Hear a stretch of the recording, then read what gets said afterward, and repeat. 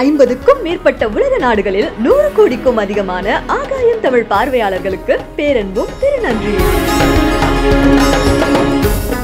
ஆகாயம் நேயர்களுக்கு வணக்கம். ஒரு சிலர் என்ன சொல்றாங்க அப்படின்னா, அதிமுகவில் முன்னணி தலைவர்களுக்கு அடுத்தபடியா இவர் தான் இருந்து நிழலா இருந்து கட்சி இயக்கிட்டு இருக்காரு அப்படின்னும், இல்ல இவருக்கும் கட்சிக்கு தொடர்பே இல்லை அப்படின்னும் மாறி மாறி சொல்றாங்க. யார் அந்த நபர்? எடப்பாடி திரு பழனிசாமி அவர்களுடைய பையன் மிதுன். அவரை பற்றி தான் இப்போ பல்வேறு கருத்துக்கள் பேசப்பட்டு வருது. அதெல்லாம் உண்மையா? யார் அவர்? என்ன பின்னணி அப்படிங்கிறது குறித்து மூத்த பத்திரிகையாளர் திரு பாண்டியன் அவர்கள் இருக்காங்க. அவங்க கிட்ட பேசி தெரிஞ்சுக்கலாம். வணக்கம். வணக்கம். நலமா இருக்கீங்களா? நல்லா இருக்கேன். எடப்பாடி திரு பழனிசாமி அவருடைய பையன் மிதுன், இவருக்கும் கட்சிக்கும் தொடர்பு இருக்கா, இல்லை இவருக்கும் கட்சிக்கு எந்த தொடர்பும் இல்லை, அவர் எடப்பாடி அவர்களுடைய பையன்றனாலே இதில் இணைக்கப்படுறாரா? இல்லை, இப்போது எடப்பாடி 2016 அதிமுக வெற்றி பெற்று 6 மாதத்தில் ஜெயலலிதா இறந்துடுறாங்க. இறந்த பிறகு முழு அதிகாரமும் எடப்பாடியிடம் வருகிறது. ஜெயலலிதா இருந்த அந்த அதிகாரமும் எடப்பாடிட்டு வருது. எடப்பாடிக்கு ஒரு நம்பிக்கையான ஒரு வட்டம் வேணும். ஜெயலலிதா இருந்த பொழுது இருந்த அதே வட்டம் எடப்பாடிக்கும் தேவைப்படுகிறது. அப்போதான் அவர் நெருங்கிய நட்பான வேலுமணி, தங்கமணி 2 பேரையும் அந்த நட்பு வட்டாரத்துக்குள்ள கொண்டு வர்றார். பாதி எடப்பாடி வேலுமணி தான், மீதி எடப்பாடி தங்கமணி. இவங்க 2 பேரும் சேர்ந்தது தான் எடப்பாடி. ஏன்னா எடப்பாடி இந்த 2 பேரை முழுமையா நம்புறார். காரணம், உள்ளாட்சித்துறை பவர்ஃபுல்லான டிபார்ட்மெண்ட் உள்ளாட்சித்துறை. தங்கமணிக்கு மின்சாரம், ஆயத்தீர்வை, டாஸ்மார்க், இது 2ம் தங்கமணிக்கு. இந்த கொட்டுகிற பணம் தான் எதிர்கால அரசியலுக்கும் முதலீடு செய்ய வேண்டியது. அப்போ இந்த முதலீடு செய்யக்கூடிய நபர்கள் நம்பிக்கையான நபர்களாக இருக்கு. ரூபாய் முதலீடு செய்யப்படுகிறது. அரபிகள் வளமாக வந்து தங்குகிற ஓட்டலாக மாறிப்போம். துபாய் வாசி. அப்போ இவர் மூலம் இன்வெஸ்ட்மெண்ட்டு முதலீடு செய்யப்படுகிறது. இப்படி செய்யப்படுகிற அந்த முதலீடுகள் பூராம யார் பாதுகாவலனா வேலுமணியும் தங்கமணியும் தான். வேலுமணி தான் பாதுகாவலர். இதுதான் 5 ஆண்டு காலமாக நடந்தது. இப்போ என்னன்னா, வேலுமணிக்கும் எடப்பாடிக்கும் எங்கே விரிசல் வருதுன்னா, பாஜகவோடு தொடர்ந்து பயணிக்கணும்னு விரும்புகிறாரு வேலுமணியும் தங்கமணியும். பிஜேபி நினைத்தால் அத்தனையும் எடுத்துருவான். இவங்க 2 பேரும் திகாரில் தான் 5 வருஷம் இருக்கணும். அப்போ நேராக இப்போ எங்கே போய் சரண்டர் ஆகிறாங்க? ஜக்கி மூலம் பிஜேபியில் சரண்டர் ஆகி அதிமுகவை பிஜேபி ஆக்குவதற்கான அத்தனை பிஜேபியினுடைய சதிகளுக்கும் இந்த 2 பேர் உடந்தையாயிடுறாங்க. ஆனால் எடப்பாடிக்கு என்ன ஒரு நெருக்கடி இருக்குன்னா, இந்த அதிமுகவை அழியாமல் பார்த்து கொள்ள வேண்டும். அவங்களுக்கு என்ன நோக்கம்? சொத்துக்கள் அழியாமல் பார்த்து கொள்ள வேண்டும். இதுதான் இப்போ 2 பேருக்குமான முரண்பாடு. இப்போ மீண்டும் ஆட்சிக்கு வர வேண்டியது இருக்குது, மீண்டும் அதிகாரத்துக்கு வர வேண்டியது இருக்குது. வருகிற பொழுது இந்த 2 நபர்கள் நம்பிக்கையான நபர்களாக இல்லை. அப்போ இவர்கள் செய்த வேலையை தானே செய்ய வேண்டியது இருக்குது. யார்? எடப்பாடியே செய்ய வேண்டியது இருக்குது. அப்போ எடப்பாடிக்கு நம்பிக்கையான ஆட்கள், இதை விட நம்பிக்கையான ஆட்களே இல்லை. அப்போது தன்னுடைய மகனை களத்தில் இறக்க வேண்டிய தேவை வந்திருக்கு. ஸோ இதுதான் மிதுன ஏன் அரசியல் களத்துக்கு வர்றாருன்னா, ஒரு செய்தியை சொல்லி அனுப்பி ஒருவரை சந்திக்க வைப்பதற்கு கூட நம்பிக்கையான ஆட்களே இல்லைங்க. எல்லா பிஜேபியினுடைய விசுவாசியாக மாறிட்டான்.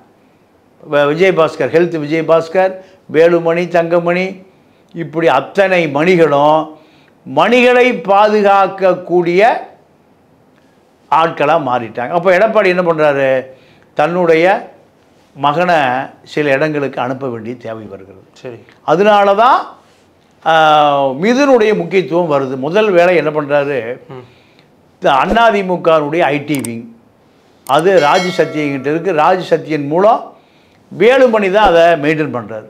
இப்போ வேலுமணிகிட்டிருந்து அதை எடுத்து தன்னுடைய மகனுக்கு அதை கண்காணிக்கிற வேலையை கொடுத்துருக்காரு. இல்லை, ஒருவேளை ஐடி விங் மாதிரியான பொறுப்புகளை கொடுக்குறாங்கன்னா அதை மறைமுகமாக கொடுக்க வேண்டிய அவசியம் இல்லை, வெளிப்படையாகவே கொடுக்கலாமே அதை? இல்லை, இப்போ மறைமுகமாக கொடுத்தோன்னு யார் சொன்னால்?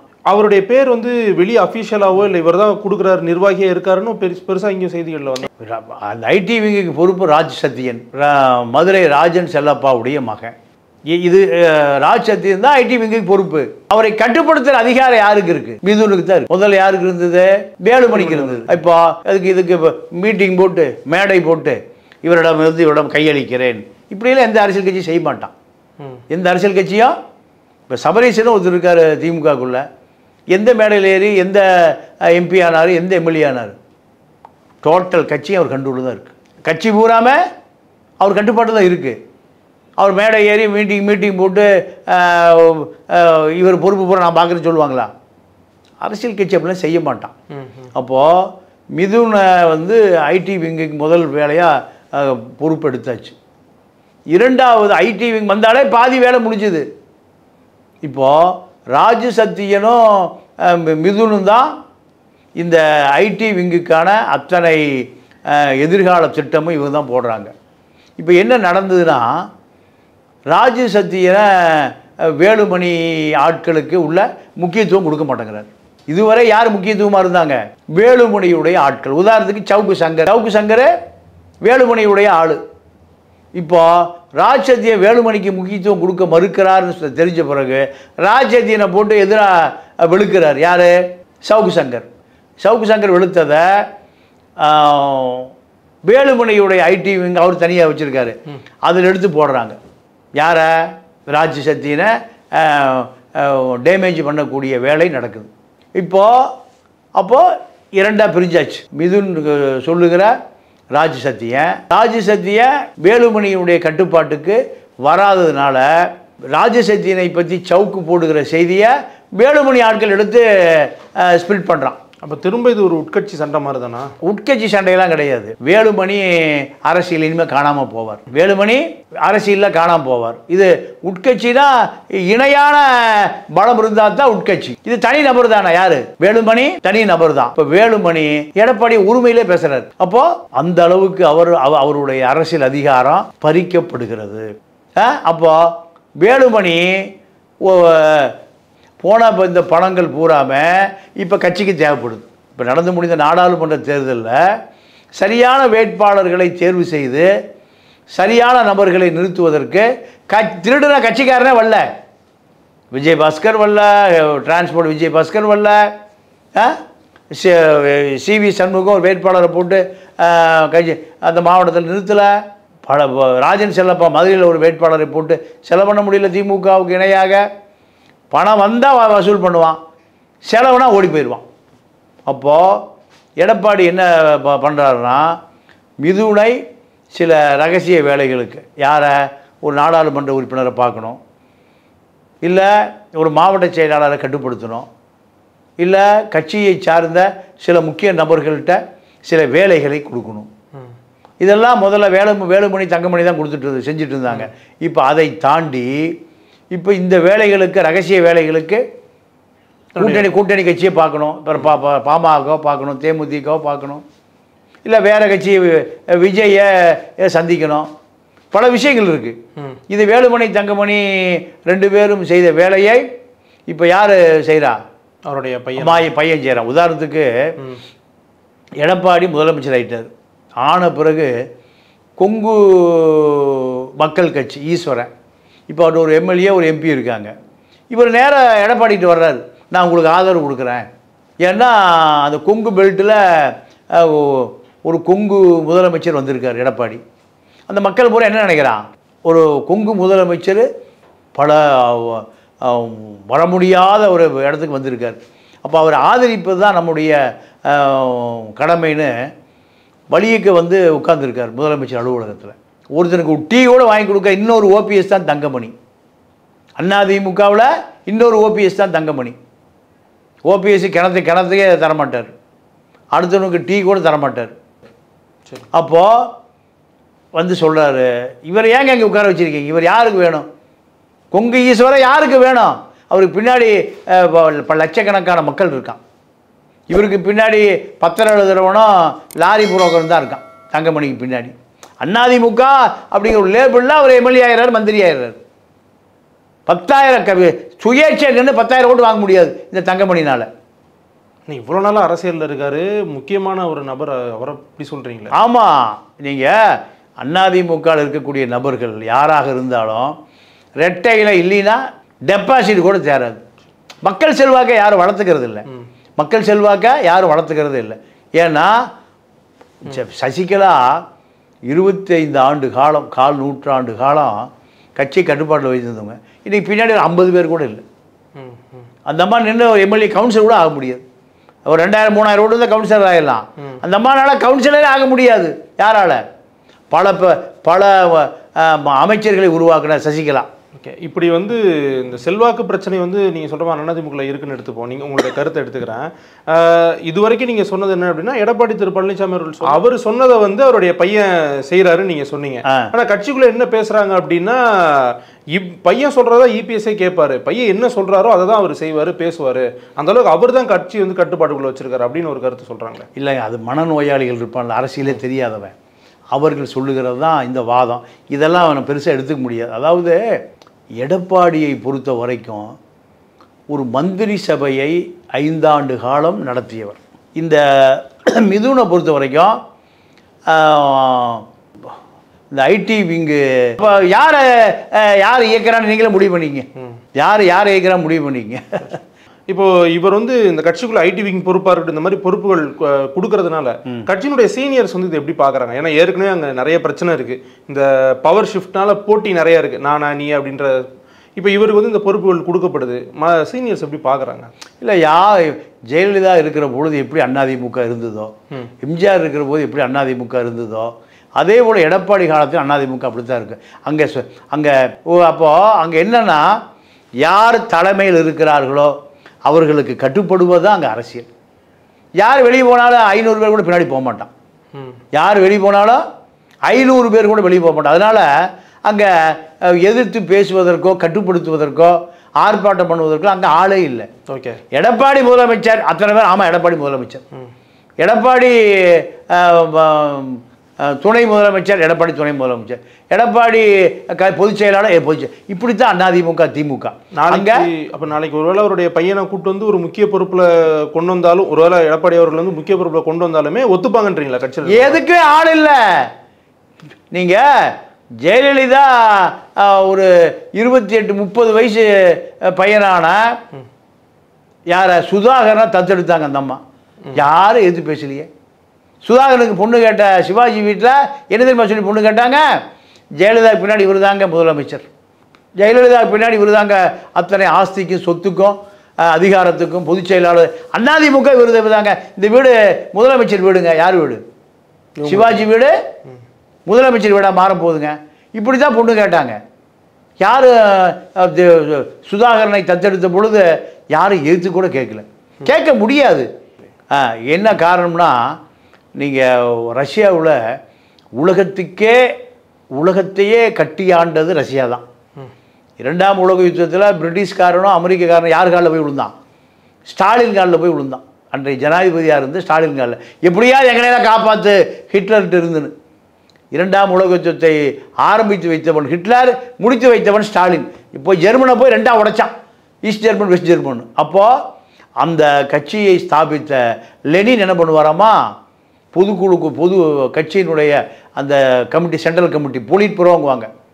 பொலிட் புரோ நடக்கிற பொழுது வெளியில் வருவார். வந்து அந்த சுத்திகரிப்பு தொழிலாளி இருக்கான்ல, அவங்கள்ட்ட போய் கேட்பாரா, ஏப்பா உனக்கு என்ன பிரச்சனை, இதை சொல்கிறதுக்கு உங்கள்கிட்ட யாரும் கேட்கறதுக்கு ஆள் இல்லை, என்கிட்ட சொல்லு, நான் இதை கட்சி மீட்டிங்கில் வச்சு உனக்கான சலுகைகளை உரிமைகளை வாங்கி தராங்க வரான். யார்? லெனின். அதுதான் கட்சி, அதுதான் அரசியலை தவிர இங்கே பெரிய ஆளுமை தான் ஜெயலலிதா. பேசி முடிஞ்சோன்னையும் அவ்வளோ தீர்மானம் நிறைவேற்றப்படும், ஆமாம் கை போயிட்டே இருப்பது. இதெல்லாம் சம்பிரதாய கூட்டம். இப்போ இதே கதை தான். மிதுனை இந்த கட்சியினுடைய அஜெண்டாவுக்கு வேலை செய்யக்கூடிய ஒரு நபராக நீங்கள் மிதுனை நியமித்தால் வேறு அவருக்கு நம்பிக்கையான ஆளை இப்போ இல்லை. வேலுமணி இப்போ இவரை காலை வாரி எப்படா அந்த நாற்காலிக்கு போடான்னு இருக்கார். யார்?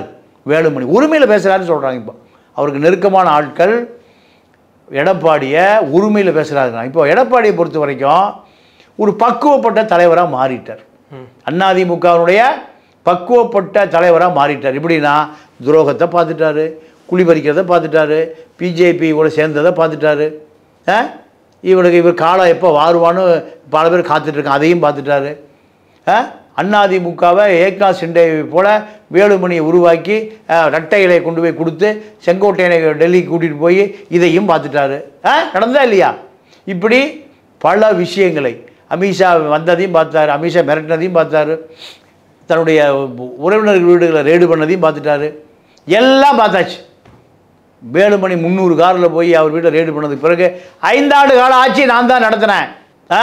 50 வருட காலம் இல்லாத ஜெயலலிதா, கருணாநிதி எல்லாம் ஜெயலலிதா, எம்ஜிஆர் எல்லாம் நடத்த முடியாத சிறப்பான ஆட்சியை நான் தான் நடத்துகிறேன்னு அவர் ரெய்டு நடந்த பிறகு 300 கார் ஏர்போர்ட்லேருந்து வீட்டுக்கு போகிறார். தொண்டாமுத்தூர் வீட்டுக்கு போய் வேலுமணி சொல்கிறார். இதை அவரே ப்ரெஸ் மீட்டில் சொன்னது. 100 டிவியை பார்த்துட்டு இருந்தான். அப்போ இதையெல்லாம் பார்த்த எடப்பாடி நம்முடைய நாற்காலி எப்போ வேண்டுமானாலும் ஆட்டங்காணும், ஆபத்தாகும். அதனால் நாம் நம்முடைய இரத்த சொந்தங்களை களமிறக்கினால் மட்டும்தான் ரகசியம் பாதுகாக்கப்படும். இப்போ அந்த இளைஞனும் பக்குவப்படணும், மிதுனும் பக்குவப்படணும். இந்த அஜய் வாண்டையார் கும்பல்கிட்ட போய் அங்கே அடிதடி போட்ட கும்பலில் யாருடைய பேர் அடிபட்டது? மிதுனுடைய பேர் அடிபட்டது. அது காரணம் ராஜ் சத்தியனோடு விலகி இருக்க வேண்டும் மிதுன். இல்லைன்னா ராஜ் சத்தியா அவங்க அப்பா ராஜன் செல்லப்பா சசிகலாவுடைய பினாமி. அப்போது இவருடைய மகன்தான் ராஜ் சத்தியன். எடப்பாடிக்கு வேறு ஆளே இல்லை, நம்பிக்கையான ஆட்களே இல்லை, எல்லாம் வேலுமணிகளாக தான் இருக்குது, தங்கமணிகளாக தான் இருக்குது. அப்போ அவர் என்ன பண்ணுறாரு? தன்னுடைய ரத்த சொந்தம் நாளைக்கு செய்தி வெளியில் போகாது, தனக்கு எதிராக போக மாட்டாங்க. இந்த வேலைக்காக தன்னுடைய மகனை இப்போ திமுக கருணாநிதி மறைந்துட்டார். கருணாநிதியிடம் இல்லாமல் இந்த கட்சி வேறு எங்கேயாவது போயிருந்தா திமுக இப்போ இவ்வளவு பெரிய இந்த நிறுவனம் ஒரு சிக்கலான சூழலுக்கு அது இயற்கை. அதே நிலைமை தான் இப்போ நீங்கள் எடப்பாடிக்கு ஒரு பெரிய நிலைமை. எப்படியாவது ஏக்நாத் ஷிண்டேயாக மாற வேணும்னு நீங்கள் வேலுமணி, தங்கமணி 2 பேரும் வேலுமணியை முன்னிறுத்தி, ஏன்னா இப்போ எடப்பாடிட்டு இருக்கிறது மாதிரி இன்னும் 3 மடங்கு பணம் இருக்குது. அப்போ இதெல்லாம் எடப்பாடி பார்க்குறாரு. எப்போ வேணாலும் இந்த பயிர் நம்மளை கவுத்துவானுங்க, கொடுத்த காசையும் ஆட்டை போட்டானுங்க. இப்போ எலெக்ஷனுக்கு பணம் வேணும். திமுக 10,000 கோடியை வச்சு களம் இறங்க போகிறான். ஒரு தொகுதிக்கு 50 கோடி ரூபாய் செலவு பண்ண போகிறான். ஓட்டுக்கு 2,000 கொடுக்க போகிறான். 2 லட்சம் ஓட்டுக்கு 40 கோடி ரூபா கொடுக்க போகிறான். 10 கோடி ரூபா பூத்து கமிட்டிக்கு, கட்சிக்காரனுக்கு, வட்டச் செயலாளர் 2-3 கொடுக்க போகிறான். 50 கோடி. 200 தொகுதி விஷன் 200, 50 × 200 10,000 கோடியை ரெடியாக வச்சுருக்கான். ஆனால் இந்த பயலுக்கு யாரும் பணத்தையே எடுக்க மாட்டேங்கிறான். அப்போ இந்த கூட்டணி எடப்பாடிக்கு கட்டுப்பட மறுக்கிறது, எடப்பாடியுடைய அதிகாரத்துக்கு கீழ் வர மறுக்கிறது. அப்போ அவருக்கு நம்பிக்கையான ஆள் இப்போ யார் இருக்கா? தன்னுடைய மகனை களமிறக்குவதை செயற்கையாகவே உருவாக்கியவர்கள் இந்த வேலுமணி, தங்கமணி தான். அவங்க தான் சிச்சுவேஷனை வேற வழி. இப்போ நீங்கள் சொல்கிறபடி பார்த்தா கட்சியில் வந்து ஒருத்தருக்கு ஒருத்தர் கட்டுக்கடங்காமல் தனிச்சையாக அவங்களுடைய விஷயத்தை செயல்பட்டு இருக்காங்கன்ற மாதிரி இருக்குது. இப்போது அதிமுகவுக்கு வந்து ஒரு ஹிஸ்ட்ரி இருக்குது. அவங்க என்னென்னா வரலாற்றில் வந்து தொடர்ந்து 2 முறை தோத்ததில்லை, இதை வந்து இவர் காப்பாற்ற வேண்டிய இடத்துல அவர் இருக்கார் அப்படின்ட்டு. இன்னொரு பக்கம் என்ன சொல்கிறாங்கன்னா திமுக இந்த வாட்டி கண்டிப்பாக தொடர்ந்து 2 வாட்டி வெற்றி பெறுவாங்க அப்படின்னு ஒரு பெரும் பலம் கொண்டு இந்த கட்சியும் வராங்க. இப்போ இந்த மாதிரி கட்சிக்குள்ளே இவ்வளோ டிஃப்ரென்சஸை வச்சுட்டு ரொம்ப ஸ்ட்ராங்காக இருக்கிற திமுகவை எதிர்த்து 26ல் களம் கண்டு ஜெயிச்சிட முடியுமா? இல்லை, இப்போ அதில் என்ன ஒரு பெரிய விஷயம்னா, போன தேர்தலில் இதே கூட்டணி தான், அதிமுக அதே கூட்டணி, திமுக இருந்தாங்க, இதே கூட்டணி தான். போன முறை 3% தான் அதிமுக ஆட்சி இழந்தது. வெறும் டி நகரில் வெறும் 75 ஓட்டு ஜெயிச்சது. தமிழ்நாடு முழுக்க கணக்கு பார்த்தீங்கன்னா 2000 ஓட்டு, 3000 ஓட்டு, 4000 ஓட்டு இப்படி தான். இப்போ இதில் திமுகவை எதிர்த்து அதிமுக நீங்கள் 68 சீட்டு ஜெயிச்சது. இந்த வாக்கு வித்தியாசம் என்ன எதுக்காக நடந்ததுன்னா, பாஜக அதிமுக கூட்டணியினால் இந்த 3% முஸ்லீம்கள் 14% இருக்கிற முஸ்லீம்கள் அதிமுக ஒரு ஓட்டு கூட போடலை. தமிழ்நாடு முழுக்க 3% இருக்கிற கிறிஸ்துவர்கள் ஒரு ஓட்டு கூட போட்டியில் போடலை பாஜக கூட்டணி. அதே போல் நீங்கள் படித்த தலித்துக்கள் 3% இருக்கான் தமிழ்நாடு முழுக்க. சனாதனம் நம்மளை சாதியாக அடிமைப்படுத்தின பிஜேபி, பார்ப்பனர்கள் கட்சி, ஆர்எஸ்எஸ் கட்சி, சங்கி கூட்டம், அந்த இளைஞன் ஒரு ஓட்டு கூட அதிமுக போட, எல்லாம் திமுக போட்டான். 20% வாக்கு திமுக அல்லாத வாக்கு திமுக கொடுத்தது. திமுகவுடைய வாக்கு வங்கி 20%. அதிமுகவோட நிரந்தர வாக்கு வங்கி 20%. இது அல்லாமல் ஒரு அதிருப்தி ஓட்டுகள் இதுதான் திமுகவை கரையேற்றியது 3%. சரி, இப்போ 5 ஆண்டு காலத்தில் திமுக மீது கடும் அதிருப்தி நிலவுகுது.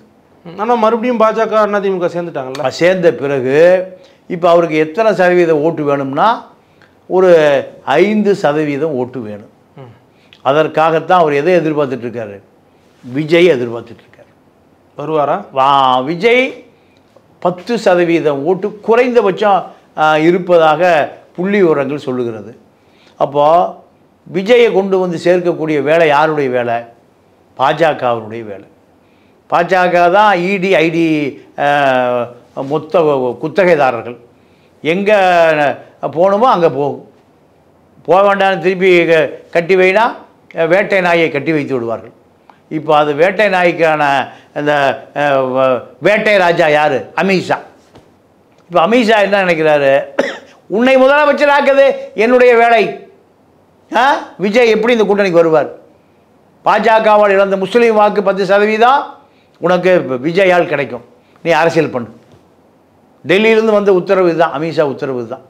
இப்போ விஜய்க்கு திமுகவை முதல்ல எதிர்க்கணுமா அதிமுக முதல்ல எதிர்க்கணுமானா முதல்ல இந்த கட்சி ஆரம்பிக்கிற காரணமே அதிமுக அல்ல திமுக இல்லையா? அப்போது அவருக்கு எம்எல்ஏ இல்லாமல் அதிமுகவோட சேராமல் திமுகவோட சேராமல் இன்னொரு 5 வருட காலம் உள்ள கட்சி நடத்த முடியாது. எல்லாம் போயிடுவான். அப்போ இந்த முறையே அவர் அதிகாரத்துக்கு வரணும். ஒன்று முதலமைச்சர் ஆகணும், இல்லைன்னா எதிர்கட்சி தலைவர் ஆகணும், இல்லைன்னா ஒரு 40 எம்எல்ஏ ஆகணும். அதுக்கு என்ன வழி? ஒரே வழி யூட்டர்ன் அடிச்சுட்டு ஏடிஎம்கே போகிறது தான். திமுக போய் சேர முடியுமா? முடியாது. தனிச்சு நின்று ஒரு 40 எம்எல்ஏ ஜெயிக்க முடியுமா? பயங்கரமான போட்டியாக இருக்கு. அப்போ கடைசி கட்டத்தில் இன்னும் 6 மாத காலம் இருக்குது தேர்தல் அறிவிப்பதற்கு. அந்த காலகட்டத்தில் விஜய் எங்கே வந்து சேர்ந்துடுவார்? அதிமுக பாஜக கூட்டணியில் சேர்ந்து விடுவார். அதுவரை கிரவுண்டு வேலை செய்ய வேண்டியது யாருடைய வேலை? எடப்பாடி வேலை. அப்போ எடப்பாடி கொஞ்சம் கொஞ்சமாக இந்த துரோகிகளை வேலுமணி தங்கமணியை விட்டுட்டு தன்னுடைய மகனை தயார்படுத்துகிற வேலை. ஒருவேளை அவர் அரசியலுக்கு வந்தாலும் வரலாம், வாய்ப்பு இருக்குது. எம்எல்ஏ ஆனாலும் ஆகலாம், எம்பி ஆனாலும் ஆகலாம், அமைச்சர் ஆனாலும் ஆகலாம். இதெல்லாம் யார் கொடுக்குற நெருக்கடி? இந்த தங்கமணி வேலுமணி 2 மணிகள் கொடுக்குற நெருக்கடி. இப்போ 5 வருஷம் அரசியலுக்கே வள்ளிய மிதுன். நீங்கள் உதயநிதி வந்தார். இப்போ உதயநிதியுடைய பையன் இன்பநிதியே வந்துட்டார். கலைஞர் டிவியில் உட்காந்துட்டார். பார்த்தீங்களா? கேள்விப்பட்டீங்களா? இப்போ அவருக்கு 20 வயசை முழுசாக முடியல. யாருக்கு? இன்பநிதிக்கு 20 வயசை முழுசாக முடியல. கலைஞர் டிவி கட்டுப்பாட்டுக்கு வந்துட்டார். அதாவது நம்ம கட்டாபி 24 வயசில் அந்த நாட்டுடைய அதிபர் ஆகிட்டார். லிபியாவினுடைய ஜனாதிபதி கட்டாபி அதே போல் தான். இப்போ மிதுனுக்கு கண்டிப்பாக 20 வயசு இருக்காது. அவருக்கு ஒரு 35-40 வயசு இருக்குது. இப்போ 40 வயசில் அவருக்கு நிறையா அனுபவம் கண்டிப்பாக கிடைச்சிருக்கும். மீண்டும் அவர் அஜய் வாண்டையார் கும்பலில் சேராமல் இருந்தால், பிரசாத்தோட சேராமல் இருந்தால் அவருக்கு நிறைய அனுபவம் கிடைக்கும். இனிமேல் கொஞ்சம் யாரோட சேரதை குறைச்சிக்கணும், ராஜ்சத்தியனோடு சேருவதை குறைச்சிக்கணும். இந்த அரசியல் தேவை. குழி பறிப்பது, காலை வாருவது, நாற்காலியை பறிப்பது, ஏக்நாத் சிண்டேக்களை உருவாக்குவது, இது போன்ற நிலைமை வருகிற பொழுது மிதுன் தவிர்க்க முடியாமல் எங்கே வர வேண்டியது இருக்குது? திரும்ப வேலுமணியுடைய இடத்த வர வேண்டியது, வேலுமணியை கண்காணிக்கக்கூடிய இடத்துக்கு வர வேண்டியது இருக்குது. அதே போல் தங்கமணியை கண்காணிக்கக்கூடிய இடத்துக்கு எடப்பாடியினுடைய ரத்தம் வர வேண்டியிருக்கு. இதுதான் இப்போ மிதுனுடைய காலத்தின் கட்டாயம் தேவை. உங்களுடைய நேரத்துக்கும் பல்வேறு தகவல்களுக்கும் ரொம்ப நன்றி சார். நன்றி, வணக்கம்.